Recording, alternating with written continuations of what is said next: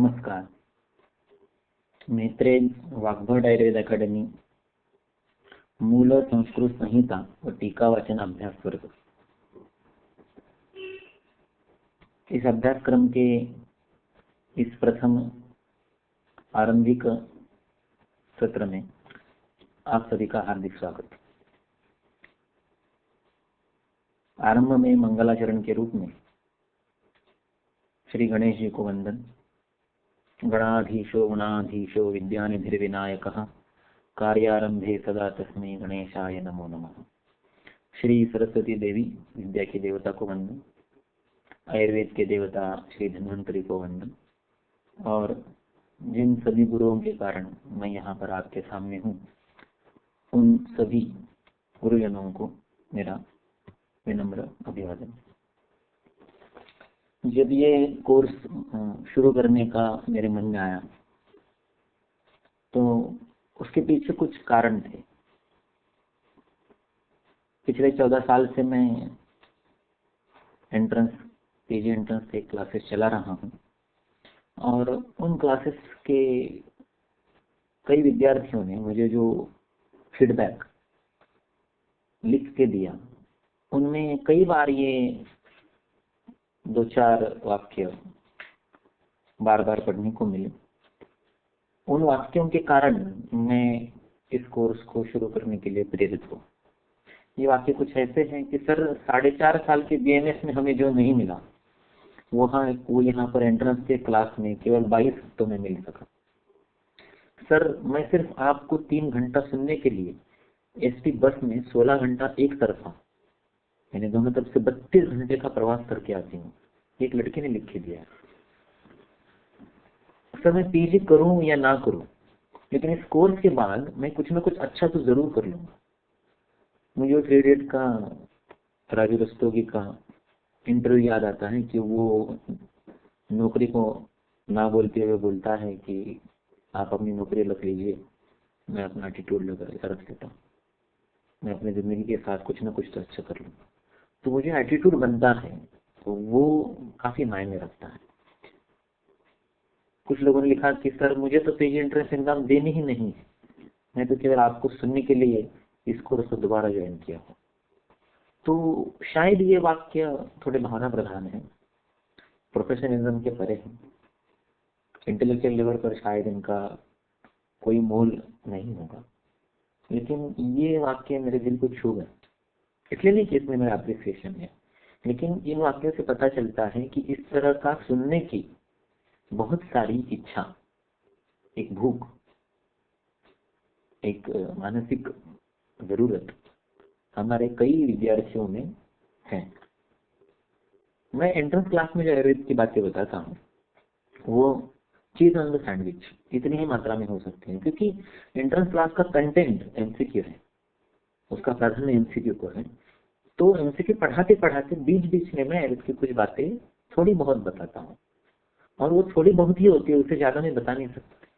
फिर भी उन थोड़ी बातों के कारण भी लोगों को अगर इस तरह के विचार, इस तरह के प्रभाव, इस तरह की भावनाएं हो सकती है, तो ये अंडरलाइन करता है कि इस तरह का ज्ञान, इस तरह का आयुर्वेद का व्याख्यान, इस तरह का आयुर्वेद का परिचय उन तक पहुंचाने की जरूरत है, और वो उनकी दिली ख्वाहिश है.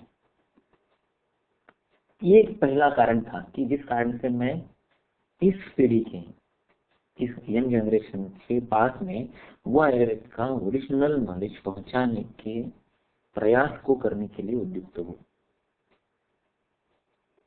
एंट्रेंस क्लास को बहुत अच्छा प्रतिसाद होता है, लेकिन एमसीक्यू के परे भी कई विषय ऐसे हैं जो अधिक महत्वपूर्ण है और अधिक उपयोगी है. कभी कभी कुछ चीजें बहुत महत्वपूर्ण होती है, लेकिन शायद वो आपको उपयोगी प्रतीत नहीं होगी. जैसे कि प्रतिभा पुरुषीय अध्याय, जिसमें त्रिगुणों की चर्चा है, सृष्टि उत्पत्ति की चर्चा है, तत्वज्ञान की चर्चा, वो महत्वपूर्ण है, लेकिन शायद वो आपको उपयोगी नहीं लगेगा. कुछ चीजें बहुत उपयोगी हैं जिनका महत्व शायद उतना नहीं है. यानी क्लिनिकल चीजें और फंडामेंटल चीजें, इनमें कोई अंतर जरूर रहता है, और ये दोनों चीजें कभी कभी एमसीक्यू के परे है. ये एक कारण था. दूसरा कारण ये था कि जब मैं चरक चिकित्सा 1 पाठ 4 में ये श्लोक पढ़ता हूँ तो मुझे हमेशा लगता है कि ये चर्च की कोई एक विशेष अपेक्षा है. This is the actual qualifying thing that after the completion of our study we should achieve. वो चीज क्या है? तो चरक की अपेक्षा है कि विद्या समाप्त विषयो द्वितीय जाति उच्यते अश्नुते वैद्य शब्दम ही न वैद्य पूर्व जन्म. विद्या समाप्तो ब्राह्मण व सत्वम आर्षम अथात एवं ध्रुवम आविशति ज्ञानात् तस्मात् वैद्यो द्विज स्मृतः. तो चरक की अपेक्षा है कि अगर आप आयुर्वेद को स्टडी कर लेते हो तो आपका नया जन्म होना चाहिए. द्वितीय जाति यानी नया जन्म होना चाहिए. कोई भी स्टडी करने के पहले जन्म से वैद्य नहीं होता है. अगर आपके माता पिता डॉक्टर से वैद्य, इसलिए आप अपने आप उनके संयोग से जन्म लेने के कारण आप भी अपने आप वैद्य बन जाए, ऐसा नहीं होता. अध्ययन करने के बाद ही आदमी को वो वैद्य पदवी वैद्यत्व आता है. इसलिए चरक लिखता है विद्या समाप्त विषयो द्वितीय जाति उच्यते. और क्या होता है? तो अपना जो एक मॉरल लेवल है वो अपग्रेड हो जाता है. हमें ब्राह्मण सत्वम या ऋषि का तत्व आ जाता है. इसलिए डॉक्टर को भगवान माना जाता है. तो इस तरह का मॉरल अपलिफ्टमेंट ध्रुवम आविशति पक्का होता है ज्ञानात्, उस प्रकार का ज्ञान प्राप्त होने के कारण. इसलिए वैद्य को द्विज कहा गया है. ऐसी चरक की अपेक्षा है.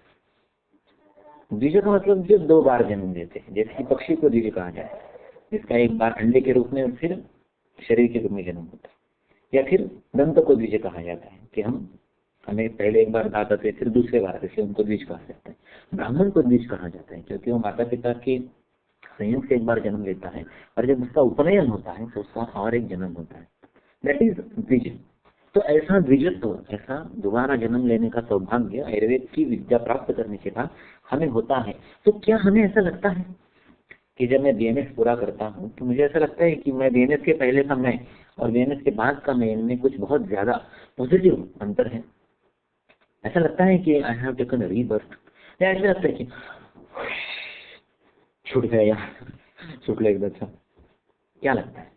तो अगर हमें वो फीलिंग नहीं आती कि मेरा दूसरा जन्म हुआ है और हमें लगता है कि वो यार समवॉट फ्रस्ट्रेटेड, हम छूट गए किसी एक भयानक एक्सपीरियंस से, तो वो चरक की अपेक्षा हम पूरी नहीं करते. तो मुझे लगता है कि वो चरक की अपेक्षा, वो द्वितीय जाति, वो दोबारा जन्म, जो आज की क्रिकेट की फिल्म की परिभाषा में, रांचों के शब्दों में, वो ग्रोन अप वंस अगेन. तो ग्रो वंस अगेन कहना क्या और द्विज कहना क्या, द्वितीय जाति कहना क्या, नया जन्म कहना क्या, सारा एक ही है. और मुझे विश्वास है कि आयुर्वेद से हमें उतना रेन और उतना सनशाइन जरूर मिलता है कि हमें वो फीलिंग आनी चाहिए कि yes I have grown up once again. उस उद्देश्य से मैं ये कोर्स आरंभ करने की धुन में हूँ कि वो नहीं कि ये 10 हफ्तों का कोर्स करने के बाद आपको नया जन्म मिला ऐसा प्रतीत होगा, वो नहीं. लेकिन ये 10 हफ्तों का कोर्स करने के बाद आपको उस मकाम तक जाने का रास्ता, उस मकाम तक जाने की सीढ़ी, उस रास्ते पर आपका पहला कदम निश्चित रूप से आप अनुभव करेंगे. तीसरा उद्देश्य ये था कि चरक में स्वयं लिखा है कि अध्ययन कितने करना चाहिए और should we achieve in terms of particular detail में. एक छोटे छोटे गोल्स होते हैं किसी भी जर्नी में, छोटे छोटे मुकाम आते हैं जब तक हम पूरा प्रवास न कर लें. तो क्या वो चीज है, चरक की क्या अपेक्षा है, क्या अध्ययन से क्या पा सकते हो, क्या पाना चाहिए? तो चरक में सुश्रुत में बहुत लिखा है कि अध्ययन अंततः जो अभ्यासक्रम पूर्ण करने की ओर जा रहा है उसको ये चीजें प्राप्त होनी चाहिए. वाक् सौष्ठवे, अच्छा उच्चारण, मेरा शास्त्र मेरे को अच्छी तरह से पढ़ने को आना चाहिए, उस शास्त्र को भली भांति मुझे उच्चारण करने को आना चाहिए. दैट इज वाक् सौष्ठव. आज की बात आपको पता है, हम अच्छी तरह से संस्कृत संहिताएं नहीं पढ़ पाते, हमारे उच्चारण उतने अच्छे नहीं है. हम आम्ल पित्त कहते हैं जबकि सही उच्चारण अम्ल पित्त है. हम डल्हन कहते हैं, हम ब्राह्मण कहते हैं, हम ब्राह्मणी कहते हैं, लेकिन वो उल्टा है. It is Brahman, it is डल्हन. No one cares about it, no one knows. और उससे क्या फर्क पड़ता है? ये वृत्ति होती चलिए, इसलिए वो वाक् सौष्ठव आना चाहिए. देखिए अंग्रेजी भाषा में अगर मैं साइकोलॉजी का स्पेलिंग PSYCHOLOGY के बजाय मेरी दृष्टि से, मेरे उच्चारण के अनुसार फोनेटिक रूप में SYKOLOJI कर दूं तो कितनी बड़ी आपत्ति होगी। आप सोचेंगे यार इस आदमी को थोड़ा भी इंग्लिश नहीं आता। यानी उनकी डिफिकल्ट से डिफिकल्ट स्पेलिंग जो कंसिडर्ड है उनको भी हमने भली भांति हमारे दिमाग में उतार लिया। तो हम हमारी ही भाषा के बारे में इतना निर्लक्ष्य क्यों करते हैं, इतनी उसकी उपेक्षा क्यों करते हैं। अगर आप कंप्यूटर पर कोई स्पेलिंग गलत टाइप करते हो तो इमीडिएटली वर्ड फाइल में उसके नीचे लाल लाइन आ जाती है, it indicates that your spelling is wrong. So machine में भी उन्होंने अपनी भाषा को शुद्ध स्वरूप में ही लिखा है इसकी व्यवस्था से। आप उस रेड लाइन को राइट क्लिक करेंगे तो वहां पर आता है इग्नोर वंस।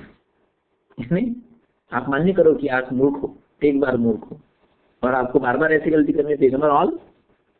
तो इतना उन्होंने अपनी भाषा के प्रति सावधानता बरती है, हम बरतते हैं उतने, इसलिए वो दुनिया पर राज करते, हम नहीं कर सकते। और जब हम इस भाषा के प्रति उतना पर्टिकुलर थे, उतना सावधान थे, उतने जागरूक थे, तब हम दुनिया पर राज करते। ये सुपर पावर सोचिए इस पर। इसलिए वाक सौष्ठव, भाषा को छोड़ दो, कम से कम मेरी शास्त्र की परिभाषा मुझे आनी चाहिए। अर्थ विज्ञान जो हम पढ़ रहे हैं उसका सही अर्थ हमें आना चाहिए। पढ़ने की ही बड़ी मुश्किल है तो सही अर्थ कहाँ से आए। तो कई मिसकंसेप्ट घुस चुके हैं। ड्रग एंड डिसीज के नाम पर हमने फंडामेंटल को छोड़ दिया है और कई बातें जो गलत है वो घुस चली। उसके कई उदाहरण हैं जो अभी बताना उतना जरूरी नहीं। प्रागल्भ है, प्रगल्भता, यानी आज हर चीज बदल रही है। ना चरक और सुश्रुत ये वाग्भट के जमाने का हेतु स्कंद रहा है। आहार बदल चुके, आहार्य पदार्थ बदल चुके, जीने का तरीका बदल चुका। हम देर से उठते हैं, रात तक जागते हैं।